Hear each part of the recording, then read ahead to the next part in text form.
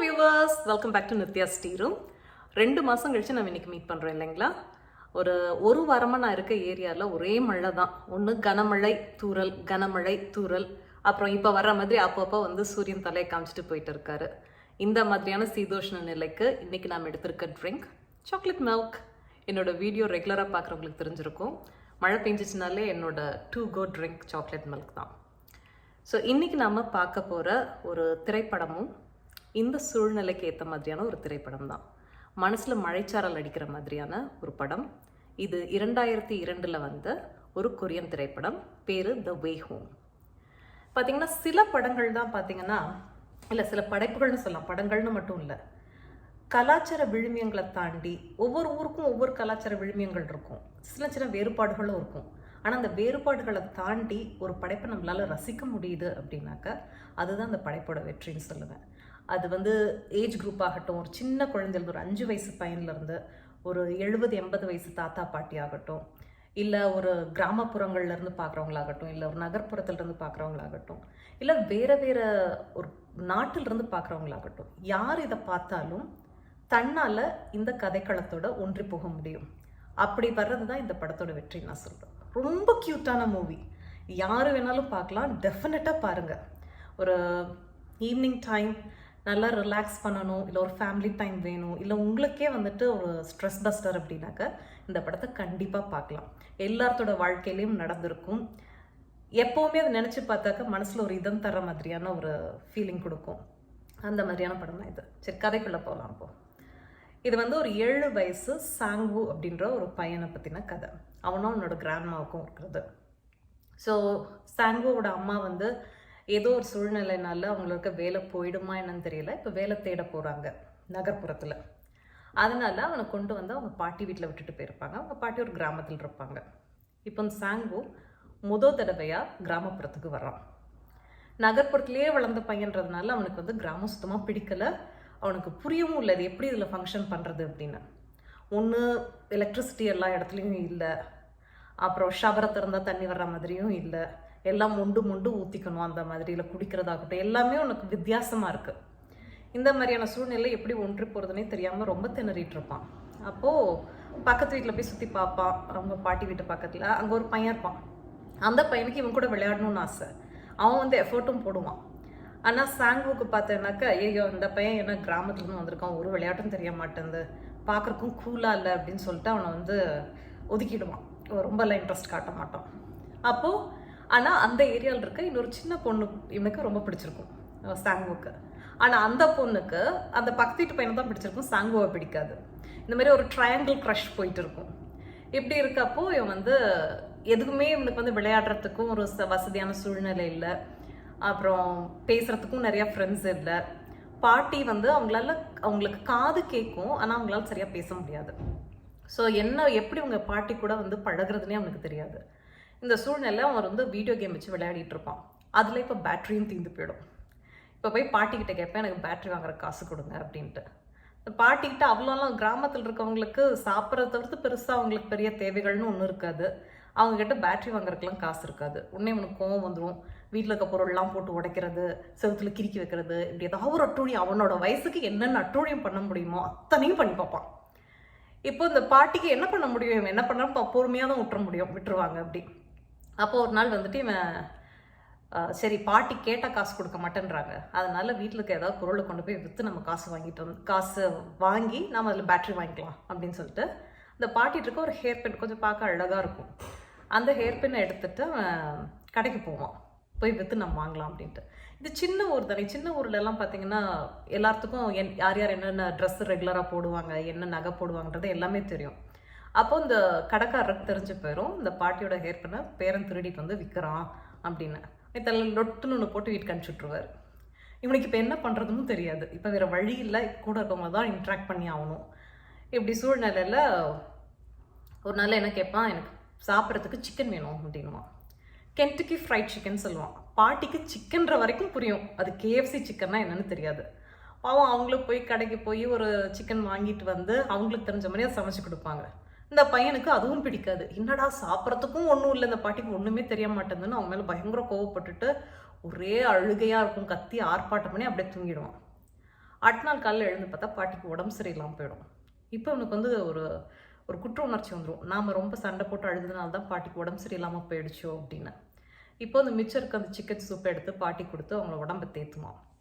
அப்போது இப்போ கொஞ்சம் ஒரு பாண்ட் டெவலப் ஆக ஆரம்பிக்கும் பாட்டிக்கும் பேரனுக்கும். இப்போ என்ன ஆகும், இவன் வந்து ஒரு நாள் பாட்டி அவங்க வளர்த்துட்ருப்பாங்க, ஒரு சின்ன கார்டன் வச்சுருப்பாங்க, அதில் ஒரு பூசணிக்காய் அந்த மாதிரி சில இதெல்லாம் போட்டு வளர்த்துட்ருப்பாங்க காய்கறியெல்லாம். இப்போ அதெல்லாம் விற்கலாம் அப்படின்னு சொல்லிட்டு கடைக்கு அதை எடுத்துகிட்டு போவாங்க சந்தைக்கு. அங்கே கொண்டு போய் பாட்டி அதை விற்கிறதுக்கு படுற கஷ்டத்தை பார்க்குறப்ப தான் எனக்கு தெரியும், ஒரு ஒரு சாப்பாடு வாங்குறது பேசிக் தேவைகளுக்கே பாட்டி எவ்வளோ கஷ்டப்படுறாங்க, எவ்வளோ உழைக்க வேண்டியிருக்கு அப்படின்றதே அவனுக்கு அப்போ தான் தெரியும். பணம் எப்படி வருதுன்றதும் அவனுக்கு அப்போ தான் தெரியும். அப்போ தான் கொஞ்சம் அவனுக்கு சுருக்குன்னு தைச்ச மாதிரி இருக்கும், நம்ம ரொம்ப அட்டூழியம் பண்ணுறோமா பாட்டிக்கிட்ட அப்படின்னு. இருந்தாலும் சின்ன பையன் இல்லையா, அவனுக்கு ஏற்ற மெச்சூரிட்டி தான் இருக்கும். அப்போது இந்த வித்த பணத்தில் பாட்டி அவனுக்கு நூடுல்ஸ் வாங்கி தரது, அவனுக்கு தேவையான பொருட்கள்லாம் வாங்கி கொடுத்து மிச்சம் விற்காத சில காய்களையும் எடுத்துகிட்டு வீட்டுக்கு போகலாம் அப்படின்னு போவாங்க. இப்போ வந்து பாட்டி அவனுக்கு செலவு பண்ணது போக அவங்க கிட்ட வந்து கொஞ்சம் தான் காசு இருக்கும். இப்போ டிக்கெட் எடுத்துகிட்டு பஸ்ஸில் போகணும் வீட்டுக்கு. அப்போது இந்த பஸ்ஸில் பார்ப்பான், இவனுக்கு பிடிச்ச அந்த பக்கத்து வீட்டு பொண்ணு இருக்கும் தெரியுமா, அவன் அந்த பொண்ணு இருப்பாள். இப்போ இவனுக்கு வந்து அந்த பொண்ணு கூட தனியாக டைம் ஸ்பெண்ட் பண்ணணும் அப்படின்னு இருக்கும். அதனால் பாட்டியை நான் மட்டும் பஸ்ஸில் போகிறேன், நீங்கள் நடந்தே வாங்க அப்படின்ட்டுருவான். அதோட பின்விளைவுகளை பற்றி எதுவும் யோசிக்காமல் அந்த நேரத்துக்கு தன்னோட தேவைகள் பூர்த்தியான போதுன்ற மாதிரி அவன் சொல்லிடுவான். பாட்டி இப்போ காய்கறி மிச்சமான காய்கறி வாங்கின சில பொருட்கள் எல்லாத்தையும் தூக்கிட்டு அவங்க பாவம் அவங்களோட வயசுக்கு கிட்டத்தட்ட அவங்களுக்கு 75-80 வயசு இருக்கும். அது தூக்கிட்டு ஒரு கூன் போட்டு உடம்போட அப்படியே நடந்து வீட்டுக்கு வருவாங்க. ஏன் பார்த்தீங்கன்னா இப்போ அந்த பொண்ணு கூட எப்படியோ பேசுறதுக்கெல்லாம் ட்ரை பண்ணிவிட்டு ஒரு வழியாக வீடு வந்து சேர்ந்துடும். இவன் தான் ஃபஸ்ட்டு வந்துடுவான். அப்போ வந்து பாட்டிக்கு வெயிட் பண்ணிட்டு இருப்பான். அவங்க பாட்டி பாவம் பொங்குன்னு அதெல்லாம் தூக்கிட்டு நடந்து வரதை பார்க்குறப்ப அவனுக்கு இன்னும் கொஞ்சம் கஷ்டமாக இருக்கும். ஐயோ பாட்டின்னு ரொம்ப சிரமப்படுத்துகிறேனோ, நான் ரொம்ப சுயநலமாக இருக்கேனோ அப்படின்னு அவனுக்கு அப்போ தான் தோணும். இப்போ இதோட பாட்டிக்கு எழுத படிக்க தெரியாது இல்லையா, ஸோ இப்போ வந்து அவனுக்கு தான் பண்ணின தவறுகளுக்கெல்லாம் பிராய்ச்சித்தமாக பாட்டிக்கு வந்து க்ரீட்டிங் கார்டிலேருந்து வரைஞ்சி கொடுத்து வீட்டில் வச்சுருப்பான். அது அவங்க பாட்டி ரொம்ப சந்தோஷமாக எடுத்துப்பாங்க, இவ்வளோ நம்மளுக்காக கேர் பண்ணுறான் அப்படின்னுட்டு. அப்போ இப்போ வந்து கொஞ்சம் அந்த அட்மாஸ்பியரோட செட்டில் ஆக ஆரம்பிச்சிருவான். அப்போ கொஞ்சம் நல்ல தன்மையோட நடந்துக்க ஆரம்பிப்பான். ஃபஸ்ட்டு ரொம்ப அட்டூழியம் பண்ணிட்டு இருப்பான் இல்லையா, நான் எல்லாம் யார் தெரியுமா அப்படின்ற மாதிரி ஒரு ஆட்டிடியூடோடு இருப்பான். இப்போ அந்த பக்கத்து வீட்டு பையன்ட்டு இவனே போய் பேசி ஃப்ரெண்ட் ஆகுறது அப்படின்ட்டுலாம் இருக்கும். இப்போ வந்து இந்த கிராமப்புறத்தோட ஒன்றி அவன் வாழ கற்றுப்பான். இந்த சமயத்தில் அவங்க அம்மாவுக்கு வேலை கிடச்சிரும். ஸோ திரும்ப அவங்க கூட்டிகிட்டு போயிடுவாங்க. கூட்டிகிட்டு போகிறப்ப தான் அவன் பஸ்ஸில் போகிறப்ப அப்படியே அழுதுகிட்டே வீட்டை திரும்பி பார்த்துட்டு போவான். அப்போ அவங்க பாட்டி வந்து அவன் கிளம்பி போன அப்புறம் பாட்டி வந்து இவன் கொடுத்த அந்த க்ரீட்டிங் கார்ட்ஸ் எல்லாத்தையும் வச்சு அதை ரசித்து பார்த்துட்டு அவங்க மிச்சம் இருக்க காலத்தை கழிப்பாங்க. அதில் பெருசாக அதில் கருத்து சொல்கிற படம்லாம் ஒன்றும் கிடையாது. ஒரு பாட்டிக்கும் பேரனுக்கும் உண்டான, இல்லை ஒரு குழந்தைக்கும் உண்டான ஒரு அருமையான ஒரு பாசத்தை காட்டுறது தான். அது வந்து கொஞ்சம் காமெடிக்கு கலந்த மாதிரி இருக்கும், ஒரு இயல்பாகவும் இருக்கும். ரொம்ப நல்லா இருக்கும் படம் பார்க்குறதுக்கு. நீங்கள் ஆரம்பத்தில் பார்க்குறப்போ ஒரு குதூகலமான ஒரு மனநிலையோடு பார்க்க ஆரம்பிப்பீங்க. படம் முடிகிறப்போ அதே போல தான் இருக்கும். கொஞ்சம் நாஸ்டாலஜிக்காக ஃபீல் பண்ண வைக்கும். நாம் சின்ன வயசில் மீட் பண்ணவங்க, நம்ம பாட்டி வீட்டுக்கு போனது அப்படியெல்லாம். எனக்கு இந்த படத்தை பார்க்குறப்போ எங்கள் சித்தி வீட்டு பக்கத்தில் ஒரு பாட்டி இருந்தாங்க. அவங்க எங்கள் பாட்டி கிடையாது, எங்கள் சித்தியோட பக்கத்து வீட்டுக்காரங்கன்னு சொல்லலாம். நாங்கள் சித்தி வீட்டுக்கு போகிறப்ப அது ஒரு சின்ன ஊர், சிவியார்பாளையம்னு சொல்லிட்டு ஈரோடு பக்கத்தில். அந்த சின்ன ஊரில் பார்த்தீங்கன்னாக்கா நிறைய ஆட்கள் இருக்க மாட்டாங்க. ஒரு இயற்கை எழில் கொஞ்சம் சூழ்நிலைன்னு வேணால் சொல்லிக்கலாம்.